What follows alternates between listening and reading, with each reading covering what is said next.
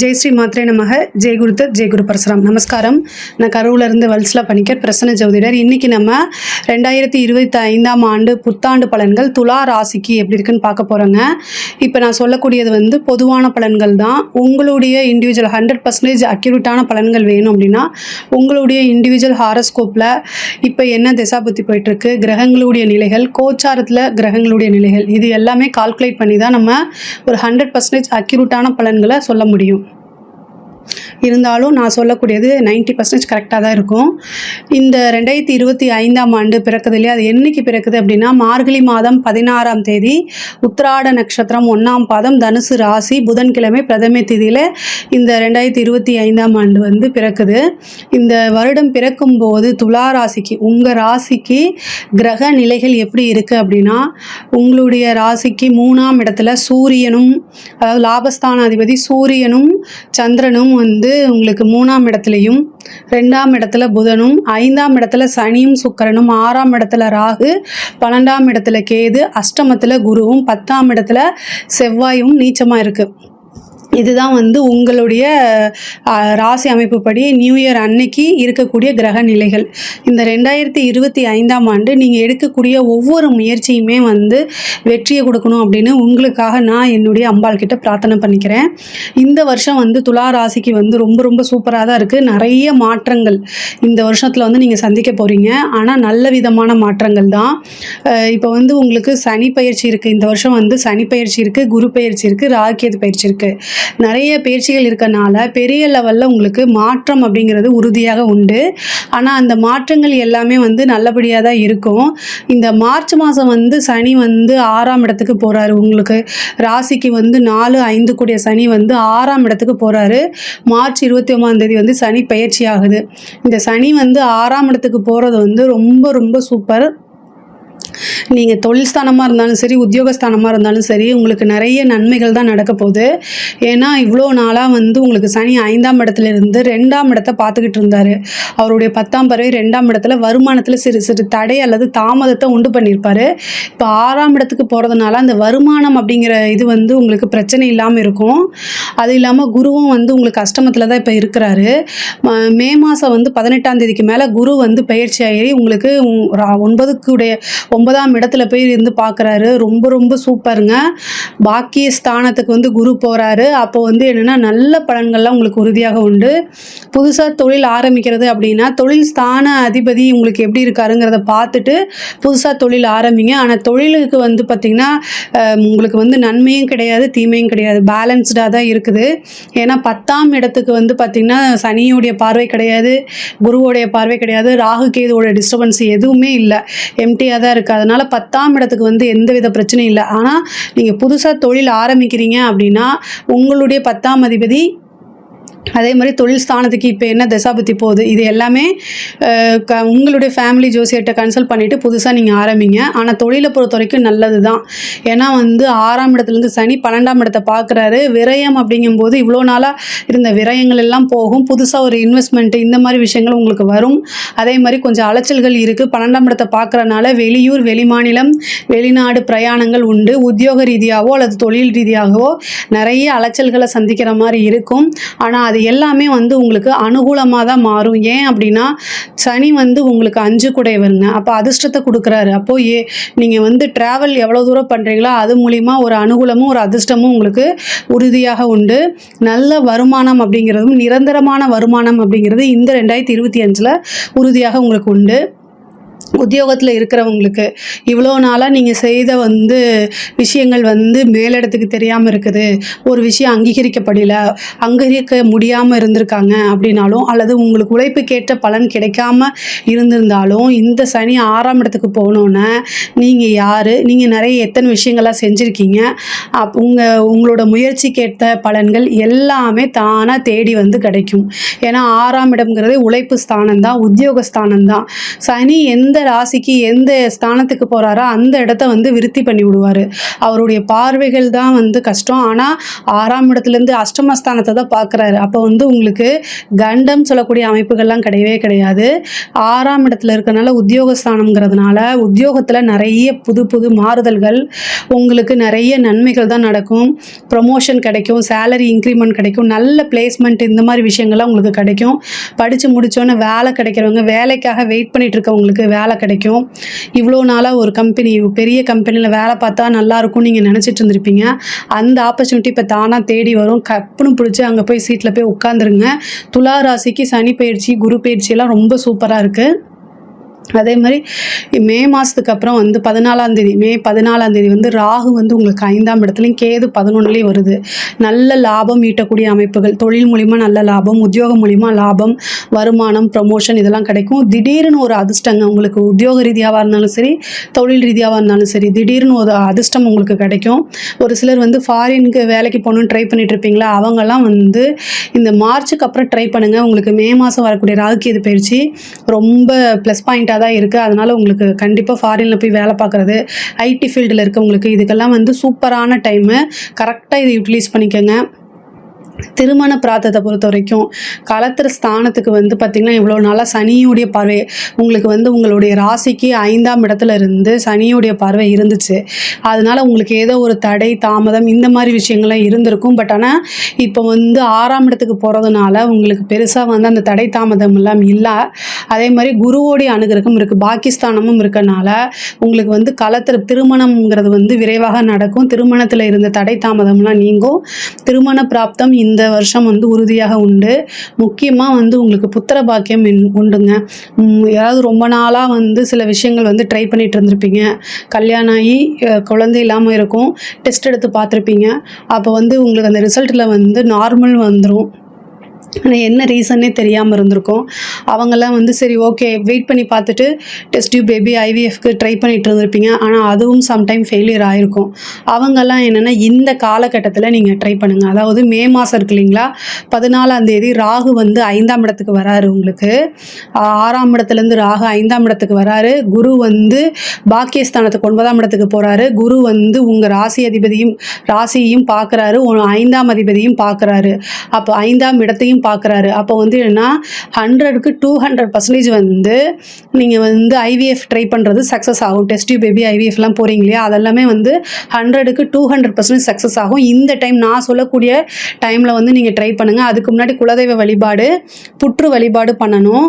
புற்று வழிபாடு வந்து பார்த்திங்கன்னா பாம்பு போயிட்டு வரக்கூடிய அதில், ஆனால் ரொம்ப ஜாக்கிரதையாக இருக்கணும். அந்த இடத்துல போயிட்டு புற்றை வழிபாடு பண்ணிவிட்டு அங்கே இருக்கக்கூடிய புற்று மண்ணை எடுத்து நீங்கள் நெத்தியில் வச்சுட்டு நான் இந்த மாதிரி ட்ரை பண்ணுறேன்னு சொல்லிட்டு, ஆண் குழந்தையாக இருந்தால் உங்களோட பேரை வைக்கிறேன், அதாவது ஆண் குழந்தையாக இருந்தால் நாகராஜா, பெண் குழந்தையாக இருந்தால் நாகராணி, இந்த மாதிரி ஏதாவது ஒரு விஷயங்களை வேண்டிட்டு வாங்க. அதுக்கப்புறம் நீங்கள் என்ன பேர் வேணால் வச்சுக்கலாம். ஆனால் செயற்கை முறை கருத்தரிப்பு குழந்தைகள் இந்த மாதிரி விஷயங்களுக்கு வந்து ராகு கேதுக்கள் வந்து 100க்கு 200% சக்ஸஸை கொடுக்கும். அதனால் நீங்கள் இதை ட்ரை பண்ணுங்கள். காதல் சம்மந்தப்பட்ட விஷயங்கள்லாம் வந்து கைகூடும்.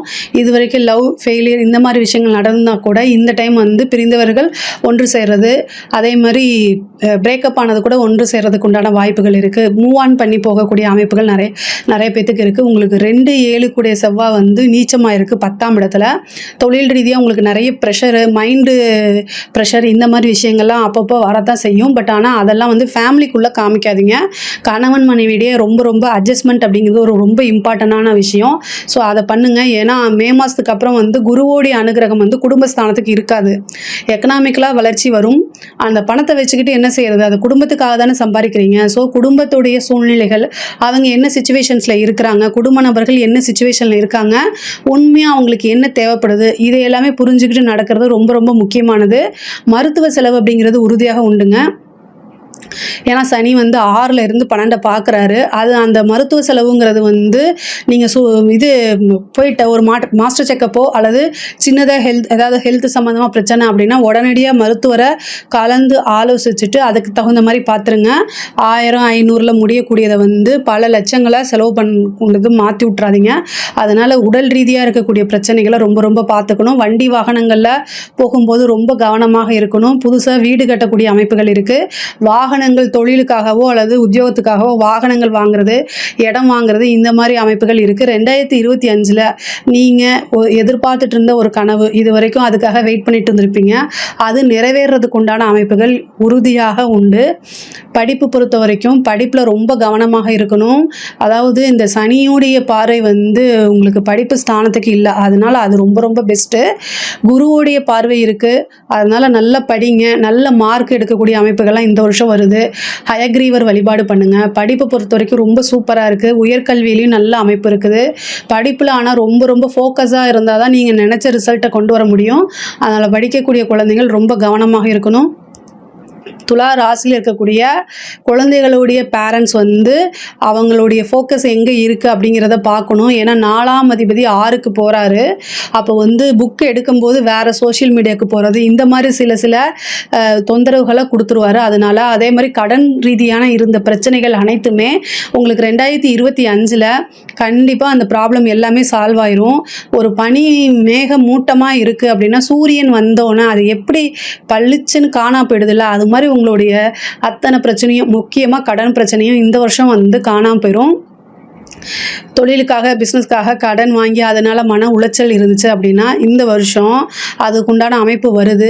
அந்த கடன் அப்படிங்கக்கூடியதுக்கு வந்து ஒரு சோர்ஸ் வரும், அதை கரெக்டாக யூஸ் பண்ணிக்கோங்க. கண்டிப்பாக கடன் ரீதியாக இருக்கக்கூடிய பிரச்சனைகள் அனைத்துமே நீங்கும். கோர்ட்டு கேஸு வழக்குகள் இதெல்லாம் இருந்துச்சுன்னா உங்களுக்கு சாதகமாக, ஏன்னா 6ஆம் இடம் தான் சனி, அதனால் கோர்ட்டு கேஸு வழக்குகள்லாம் சாதகமாக இருக்கக்கூடிய அமைப்புகள் இருக்குது. சனி உங்களுக்கு நிறைய நன்மைகள் செய்வார். 6ஆம் இடம்ங்கிறது சண்டை சச்சரவு, கோர்ட்டு கேஸ், இதை ஜெயிக்க முடியும். ஆனால் அதே நேரத்தில் டைவர்ஸும் 6ஆம் இடம் தான். கணவன் மனைவியிடையே ஒற்றுமைகள் வந்து இருக்கணும், ஒருத்தருக்கு ஒருத்தர் அனுசரிச்சிருக்கணும். துளாராசிக்காரங்க எல்லாருமே கவனமாக இருக்கிறது, உங்கள் மேலே தப்பு இருக்காது, நீங்கள் 100% கரெக்டாக தான் இருப்பீங்க. உங்களோட லைஃப் பார்ட்னருக்கு அதை சொல்லி புரிய வைக்கிறது ரொம்ப கஷ்டம். சிம்பிளான வேர்டு சாரி அப்படின்னு சொல்லி மூவ் ஆன் பண்ணி போக, உங்களுக்கு சாதிக்க வேண்டியது, வெளியில் நிறைய விஷயங்கள் பண்ண வேண்டியது இருக்குது. அது ஆணாக இருந்தாலும் சரி பெண்ணாக இருந்தாலும் சரி. பட் ஆனால் வந்து சிம்பிளாக இந்த ஈகோ காமிக்காமல் சாரி அப்படின்னு சொல்லிட்டு அட்ஜஸ்ட் பண்ணி போயிட்டீங்கன்னா நீங்கள் இன்னும் இதை விட ரொம்ப பெட்டரான பொசிஷனுக்கு வர முடியும். சண்டை போட்டு உங்களோட எனர்ஜியை வேஸ்ட் பண்ணிக்காதீங்க. சனி 6ஆம் இடத்துக்கு போனால் கண்டிப்பாக அந்த வேலையை செய்வார், அதனால் கவனமாக இருங்க. அதே மாதிரி சொத்துக்கள் வந்து வாங்கக்கூடிய அமைப்புகள், ஒரு சொத்து வாங்கிட்டீங்கன்னா மறுபடியும் இன்னொரு சொத்து வாங்குறதுக்கு உண்டான அமைப்புகள் வரும். சனி வந்து 6ஆம் இடத்துக்கு இருக்கனால அது சொத்து அப்படிங்கிறது 6ஆம் இடம் தான். நீங்கள் வந்து ஏதாவது ஒரு விஷயத்தை விரயம் பண்ணணும். அப்போ அந்த பணத்தை வச்சு என்ன செய்யலாம் நீங்கன்னா, ஒரு ப்ராப்பர்ட்டி வாங்குறது, ஒரு வாகனம் வாங்குறது, ஏதாவது யூஸ்ஃபுல்லாக ஒரு விஷயங்களை பண்ணுங்கள். முக்கியமாக வந்து வெளிநாடு போகும்போது எல்லா விஷயமும் கரெக்டாக இருக்கான்னு செக் பண்ணிவிட்டு போங்க. நீங்கள் கம்யூனிகேஷன் அப்படிங்கக்கூடிய ஃபீல்டில் ரொம்ப, அதாவது கம்யூனிகேஷன் அப்படின்னு சொல்லக்கூடிய விஷயத்தில் ரொம்ப கவனமாக இருக்கணும். சனி 6லேருந்து 3 பார்க்குது. கம்யூனிகேஷனுங்கிறதுனா நீங்கள் மற்றவங்ககிட்ட பேசுகிறது, வெளியில் போகும்போது உங்களோட இன்ஃபர்மேஷனை ஷேர் பண்ணுறது, அதே மாதிரி ஃபோனில் ஒருத்தங்கிட்ட பேசுகிறது, அதே மாதிரி கையெழுத்து போடுறது, இந்த மாதிரி எல்லா விஷயங்களையும் ரொம்ப கவனமும் நிதானமும் தேவையான ஒரு விஷயம்.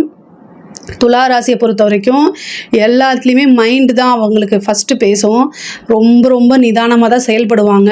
இருந்தாலும் உங்களுடைய வேகத்தை கம்மி பண்ணிவிட்டு இப்போ நிதானமாக செயல்படுறதா ரொம்ப முக்கியம். 3ஆம் இடத்தை எப்போல்லாம் சனி பார்க்குதோ அந்த இடத்துல நம்ம கம்யூனிகேஷன்லாம் மிஸ் பண்ணுவோம். நம்மள அறியாமல் இன்னொருத்தவங்களை பற்றி பேசும்போது அதை ரெக்கார்ட் பண்ணப்படலாம், இல்லை தேவையில்லை. சோஷியல் மீடியாவில் இருக்கிறவங்க, அது ஆணாக இருந்தாலும் சரி பெண்ணாக இருந்தாலும் சரி, ரொம்ப கவனம் தேவை. பெண்களை பொறுத்த வரைக்கும் எக்கனாமிக்கலாக நல்ல வளர்ச்சி, உங்களுக்கு புது புது விஷயங்கள்லாம் செய்ய போகிறீங்க. அந்த விஷயங்கள் எல்லாமே உங்களுக்கு காரியம் கைகூடும். எடுத்த காரியங்களில் வெற்றி, இந்த மாதிரி விஷயங்கள் மேலும் மேலும் வளர்ச்சி, குடும்பத்தோடைய ஆதரவுகள், இது எல்லாமே கரெக்டாக கிடைக்கும். ஆனால் சனியோடைய பார்வை 3ஆம் இடத்துல இருக்கனால நீங்கள் சோஷியல் மீடியாவில் யார்கிட்டையும் தெரியாதவங்ககிட்ட பேசாதீங்க. வெளியூர் வெளிநாடு வெளிமாநிலம் பிரயாணம் பண்ணும்போது ரொம்ப கவனம் தேவை. தெரியாத அறிமுகம் இல்லாத நபர்கள்கிட்ட வந்து ரொம்ப ஃப்ரெண்ட்ஷிப்பை வளர்த்துக்க வேண்டாம். அட்வைஸ் சொல்கிறத கேளுங்க. அட்வைஸாக யாராவது சொன்னாங்கன்னா, யாராவது மீன்ஸ் என்னென்னா உங்கள் குடும்ப நபர்கள் சொல்கிற பேச்சை நீங்கள் கேளுங்க. முக்கியமாக உங்கள் வீட்டில் இருக்கக்கூடிய மூத்தவர்கள் அல்லது வயதானவர்கள் சொல்லக்கூடிய விஷயங்களை கேட்டு நடக்கும்போது உங்களுக்கு பிரச்சனையே இல்லை. உங்கள் வீட்டில் ஒரு நன்மைக்காக, உங்களுடைய நன்மைக்காக வேண்டான்னு சொன்னாங்கன்னா அதை கன்சிடர் பண்ணி அதே மாதிரி ஃபாலோ பண்ணிடுங்க. அதுதான் ரொம்ப பெட்டர். அஷ்டமத்து குரு இருக்குது, 6ல் சனி இருக்குது. மே மாதம் வரைக்கும் ரொம்ப நிதானமாக பெண்கள் வந்து கையாளணும். அதுக்கப்புறம் பிரச்சனை இல்லை, குருவோட அனுகிரகம் வந்துரு. அப்போ உங்களுக்கே ஆட்டோமேட்டிக்காகவே புரிஞ்சிடும். அரசியல்வாதிகளுக்கு வந்து இது ரொம்ப ரொம்ப சூப்பரான வருஷம். பெரிய ஆதரவுகள் கிடைக்கும். உங்களுக்கு நல்ல நல்ல பதவிகள் தானாக தேடி வரும். அதாவது நீங்கள் எதிர்பார்த்துருக்கவே மாட்டீங்க, ஒரு பெரிய பதவி வரும், ஒரு எலெக்ஷனில் ஜெயிக்கிறது, இந்த மாதிரி ஒரு கட்சிக்குள்ளேயே பெரிய போஸ்டிங்கில் போகிறது, இந்த மாதிரி நிகழ்வுகள்லாம் நடக்கும். அரசாங்கத்துறையில் இருக்கவங்களுக்கு ரொம்ப அமோகமான டைமு. நீங்கள் வந்து என்ன கையெழுத்து போடக்கூடிய விஷயங்கள், உங்களுக்கு ரிட்டனாக ஆர்டர் வர்றது, இந்த மாதிரி விஷயங்களில் கவனமாக இருந்துட்டாலே போதும். பெரிய பெரிய நன்மைகள், பெரிய மனிதர்களோட பழக்கங்கள், சுப்பீரியர் வந்து பாராட்டுவாங்க, உயர் அதிகாரிகள் கிட்ட இருந்து சலுகைகள் கிடைக்கும், அவங்களுடைய ஆதரவு கிடைக்கும்போது அடுத்தடுத்து ப்ரொமோஷன் கிடைக்கும், பெரிய கான்ட்ராக்ட் மாதிரி கிடைக்கும். நிறைய விஷயங்கள் உங்களுக்கு அரசாங்கத்தில் இருக்கக்கூடிய அதிகாரிகள் இது ரொம்ப சூப்பரான வருஷம். பெண்கள் கலைத்துறை சம்மந்தப்பட்டவங்களுக்கு இது நல்ல வளர்ச்சி. இவ்வளோ நாளாக வந்து உங்களுக்கு நீங்கள் யாருன்னே தெரியலனா கூட இந்த வருஷம் வந்து நீங்கள் செய்யக்கூடிய செயல், போடக்கூடிய முயற்சிகள் எல்லாமே உங்களை பிரபலியப்படுத்தும். மிகப்பெரிய பிரபலியமாகறதுக்கு வாய்ப்புகள் இருக்குது. ஆல்ரெடி வந்து நீங்கள் செஞ்ச விஷயங்களுக்கெல்லாம் வந்து பாராட்டுகள் கிடைக்கும், அவார்டு கிடைக்கும், பெரிய பெரிய அங்கீகாரங்கள்லாம் கிடைக்கும். மக்களுடைய ஆதரவுகள் வந்து பெரிய லெவலில் சப்போர்ட்டு, இது மாதிரி விஷயங்கள் கலைத்துறையை பொறுத்த வரைக்கும் உயர்வான விஷயங்கள் தான் நடக்கும். பெரிய பெரிய விஷயங்கள்லாம் உங்களுக்கு நடக்கும். பாக்கியம் நீங்கள் எதை நினைக்கிறீங்களோ அத்தனை விஷயமும் உங்களுக்கு கிடைக்கும். 9ல் குரு வரக்கூடிய காலகட்டம். நீங்கள் போடக்கூடிய சின்ன விஷயங்கள் நிறைய எக்ஸ்போஸ் பண்ணுங்கள், அது எல்லாமே உங்களுக்கு பெரிய லெவலில் சக்ஸஸை கொடுத்துரும். துலா ராசியை பொறுத்த வரைக்கும் எல்லாமே பொதுவாகவே கிரக சூழ்நிலைகள் எல்லாமே நல்லா இருக்குது. 11ஆம் இடத்துல கேது வரதுனால மூத்த சகோதரன் வழி ஆதரவை தேடிக்கங்க, அது நன்மை. அதே மாதிரி அவங்க சகோதர வழி ஆதரவுகள் வந்து அடிக்கடி கம்யூனிகேஷன்ஸில் இருங்க, அது பெரிய லெவலில் உங்களுக்கு பண்ணும். லவ் சம்மந்தப்பட்ட விஷயங்களில் வந்து சம்டைம் வந்து பிரேக்கப் ஆகிறதுக்கு வாய்ப்புகள் இருக்குது.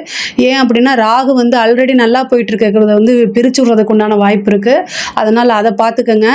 இந்த 5ஆம் இடம்ங்கிறது திடீர் அதிர்ஷ்டத்தையும் குறிக்கும். 5-11 அப்படிங்கும்போது நமக்கு பெரிய லெவலில் செல்வம் வளம் வரத்துக்கு உண்டான அமைப்புகள் இருக்குது.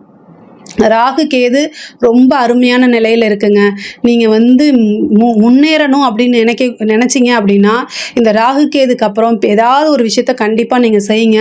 நீங்கள் செய்யக்கூடிய விஷயம் வந்து கண்டிப்பாக வந்து வெற்றியில் தான் முடியும். அந்த வெற்றிங்கிறது சாதாரண வெற்றியாக இருக்காது, பெரிய லெவலில் இருக்கும்.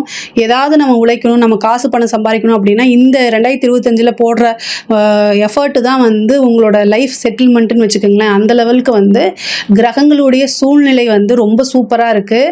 நீங்கள் நினச்சிட்டு இருக்கக்கூடிய கனவுகள் அனைத்துமே நிறைவேறக்கூடிய ஆண்டாக தான் துளாராசியான உங்களுக்கு இது இருக்குது. கண்டிப்பாக வந்து பெரிய லெவலில் சக்ஸஸ் உறுதியாக உண்டு. ஆனால் நீங்களும் கடுமையாக முயற்சிகளை பண்ணணும்.